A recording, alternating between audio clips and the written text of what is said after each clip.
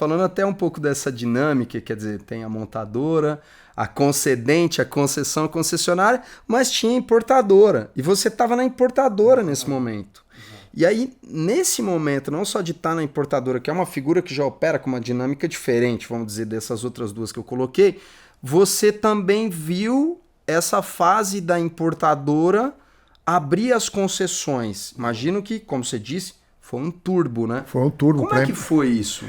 Então, essa fase foi muito importante porque ela já se estabilizou em termos de, olha, a nossa missão aqui de montar a importadora deu certo, né? Como é que é a segunda fase? A segunda fase é a expansão, é abrir os concessionários.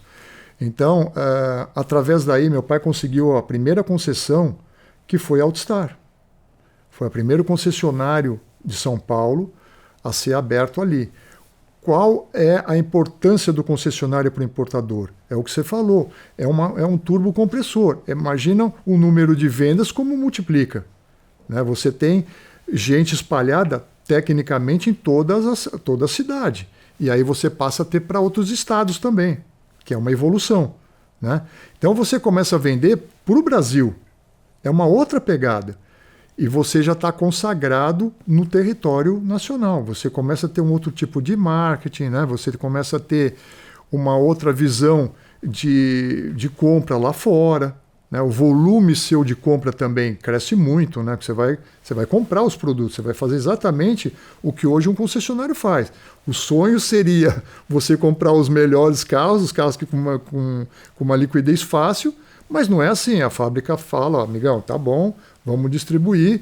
E a mesma coisa acontece com os concessionários, né? Mas aí a coisa cria uma dinâmica muito mais forte. Muito mais forte.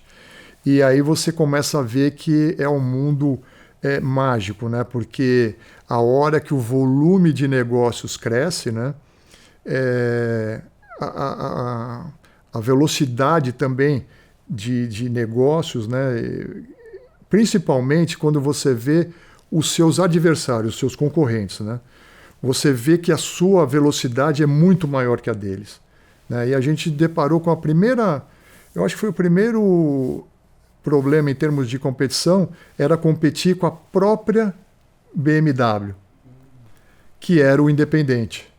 Esse foi o primeiro dilema que nós tivemos quando se formou todas as concessionárias. Existia um importador independente que trazia os carros via Miami com 5, 10 mil dólares mais barato e começou a tumultuar o mercado, porque você tinha toda uma infraestrutura, você dava a garantia e ele só trazia os carros. Então você imagina o impacto que foi. Um carro mais barato. Aí nós contratamos na época a Regino, né? A Regino contratou a W Brasil. Isso é mais para frente, né? A gente está acelerando um pouco, mas resolveu todo o problema quando ele colocou uma campanha muito forte que era: se você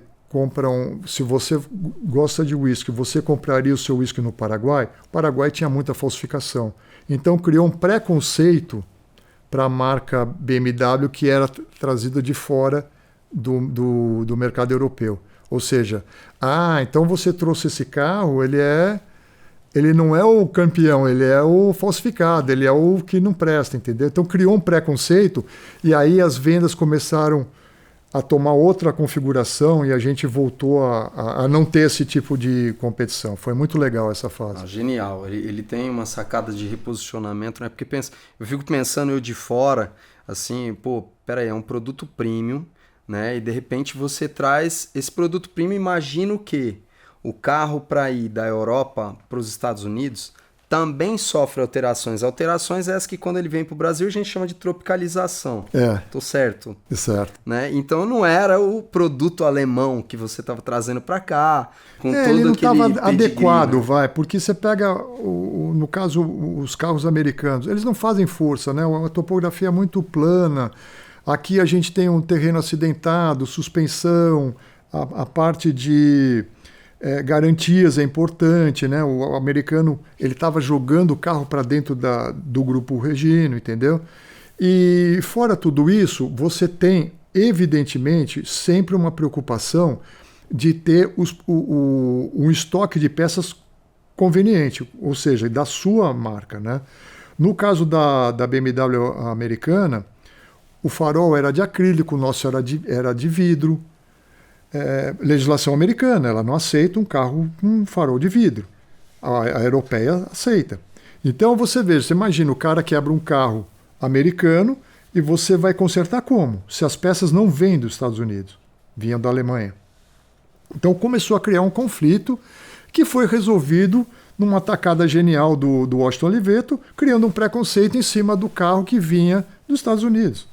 Quer dizer, era o carro que era o segunda mão, era o carro que era o paraguaio, entendeu? Então, resolveu o problema de uma tacada só. E aí a gente começou de sair de 2 mil carros para 3 mil, para 4, chegamos a vender 4 mil carros por ano. Foi uma velocidade muito grande. Bom, Fernando, você contou aqui para o Cauê como é que iniciou, né, ali a sua entrada na AutoStar, mas eu queria saber do começo mesmo. O que aconteceu na origem? E aproveitando essa conversa, eu sei que teve um marco ali em 98, mais ou menos, no que tange marketing. Sabe que eu sou curiosa do assunto, né? É a minha área e eu queria que você já fizesse essa amarração. Como começou ali, né, a AutoStar ali nos primórdios e até chegar nesse marco que foi tão importante no quesito marketing para vocês? A AutoStar começa com a concessão, né? Quando meu pai consegue essa concessão, ela se transforma em AutoStar. Ali, realmente, a gente tinha uma estrutura que era Mercedes e vira BMW. Foi um marco de história até para a Alemanha, porque para eles uma mudança dessa é muito significativa, né? Você perder uma marca como a Mercedes e transformá-la em BMW, uma repercussão foi muito forte lá fora também. E, ao mesmo tempo, essa foi o começo de tudo, né? Eu estava já saindo da Regino, eu já até tinha combinado, eu não saí de uma vez, eu combinei com os diretores lá, o Tony e o Reginaldo, que eu estava com interesse de ir para a AutoStar para começar como sócio, quer dizer, era uma outra pegada, eles gostavam muito de mim e logo foram muito solícitos, né, para que eu conseguisse essa mudança. Logo em seguida, essa foi a montagem que acabou acontecendo de eu entrar como sócio. Essa parte da AutoStar, ela já tinha uma estrutura Mercedes, ou seja, ela já tinha showroom. Então, para a gente foi muito fácil no sentido de dar continuidade àquele showroom, porque vieram carros que era a paixão do momento, né? A 325, a BMW era o carro do momento, né? A Mercedes já não estava vendendo tão bem. A gente precisa se situar muito na época, né? O que está acontecendo. E essa que era a verdade, a 325 tinha dominado o mercado mundial, não era só no Brasil. E a gente começou a vender muito bem, só que existia uma exigência da fábrica, né? Que era de ter a AutoStar também de ter a oficina. Era necessária a oficina. Então, nós somos obrigados a montar uma oficina e como nessa época a Regino estava saindo fora, né? Entrando a BMW do Brasil, a gente acabou pegando todo o espaço que era da oficina Regino na época, a gente acabou entrando com uma AutoStar. Foi assim uma mudança muito forte, né? Imagina, você pegar um prédio que era da importadora, com toda a estrutura o galpão era gigante, né? Pegava o quarteirão inteiro ali para quem conhece São Paulo, ali na Fidêncio Ramos, pegava a rua quase que inteira. E hoje foi construído lá o shopping Vila Olímpia. Então você imagina o tamanho que a gente construiu ali, que a gente montou, né? Então era assim, uma coisa muito impressionante. E lotou. Por incrível que pareça, a gente tinha oficina bombando, cara. Bombando. A gente naquela época já estava pegando a Land Rover, que era uma das marcas que a BMW havia comprado. Pouca gente sabe disso, né? Mas a BMW foi dona da Land Rover. E esse foi um momento muito importante para a gente de crescimento. Na parte de marketing, que foi um pouquinho depois que você me perguntou, que é a sua área, né? Eu consegui um feito muito legal, porque eu conheci na época o dono da Imbra Blindados, que era uma fábrica de blindagem, né? Uma montadora. E eu acabei conversando com ele tinha interesse de associar a marca dele com a Altstar. E eu consegui fazer um plano de marketing muito, muito robusto, porque nessa época, a gente tem que voltar para a época também, você podia utilizar outdoor, era a cidade suja, que depois virou cidade limpa, né? Eu podia utilizar outdoor. Então eu fiz uma mídia gigante, uma série de mídias para ele, gigante, que tinha outdoor, frontlight, backlight, totem no aeroporto, fazia flyer dentro dos aviões. É assim, um marketing muito agressivo, como eu aprendi na Regino. Um negócio muito bacana. Só que como eu consegui patrocínio, eu não tinha o problema do financeiro ter que aprovar ou não, porque geralmente você tem um budget limitado, óbvio, porque você tem contas para pagar, não é que está errado. O financeiro tem que cuidar disso. Só que quando você tem uma grana que vem de fora para o seu departamento... Aí você falou, eu tô no parque de diversão aqui solto. Você deu asas para cobra, entendeu? O que aconteceu? Eu pude fazer uma diversificação de mídia monstruosa, cara, monstruosa para a época. Você tinha assim E quando eu apresentei, que foi a grande pegada, era um negócio muito rico, porque eu só precisava que ele participasse só da logomarca dele. Ele não fazia nada além disso, mesmo porque você tinha um problema até de visualização da fábrica, de não poluir e tudo mais.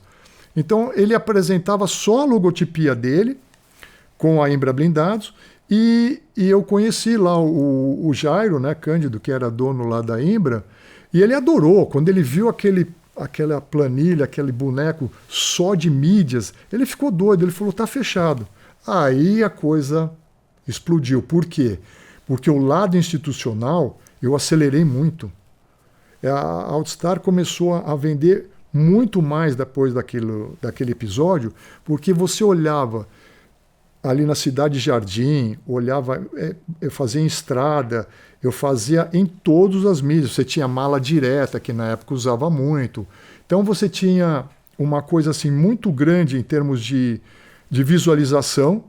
Imagina, você está andando no semáforo, olha Altstar, você olha Altstar. Cara, você começa a ficar muito conhecido. E aí a maioria das vendas iam cair no nosso colo, cara. E a gente se tornou já, em 97... campeão de vendas dos concessionários, e a gente começou a se destacar, né? Eu me lembro até na subida ali da Oscar Americano, a gente estava abrindo uma concessionária nova ali na Morumbi, e estava assim, o headline era impressionante. Então aparecia a oficina no front light, com luz, tudo, né, na subida, e a palavra impressionante e a nossa oficina. Então começou uma coisa a puxar outra, e a gente começou a ser atrativo para outras marcas. Então a gente acabou sendo cortejado depois por outras marcas, como a própria Volvo, né? Fechamos Harley Davidson, fechamos com a Triumph, com a KTM. E aí, nessa correria toda, a gente percebeu que a gente poderia ter a nossa blindadora. Então, montamos também uma blindadora.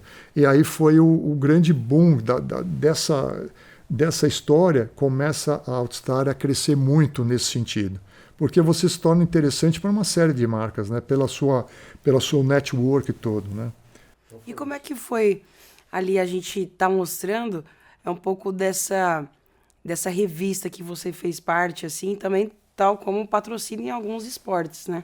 Iniciativa sua, foi? Foi, essa foi uma criação Eu fiz com a DIA, né, que ela já era especializada em revista, né, e com a Daniela e com a Cristiane.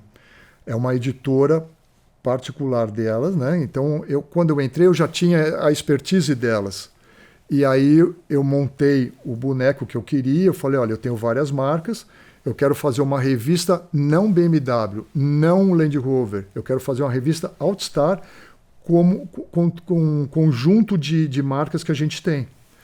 Aí também ficou muito fácil, né? Porque uma coisa puxa a outra, né? Eu conseguia vender patrocínio aqui dentro, que pagava a revista, eu distribuía gratuitamente as revistas para os nossos clientes, os principais clientes, que eram sempre de trás para frente, os últimos a comprar começavam a receber, até o máximo que dava, que era uma limitação de 2.000, 3.000 revistas. Não dava para fazer mais que isso, porque volume era muito grande. Eu cheguei a colocar até na Siciliano para venda. Aí eu aprendi, pus código de barra, valor, etc.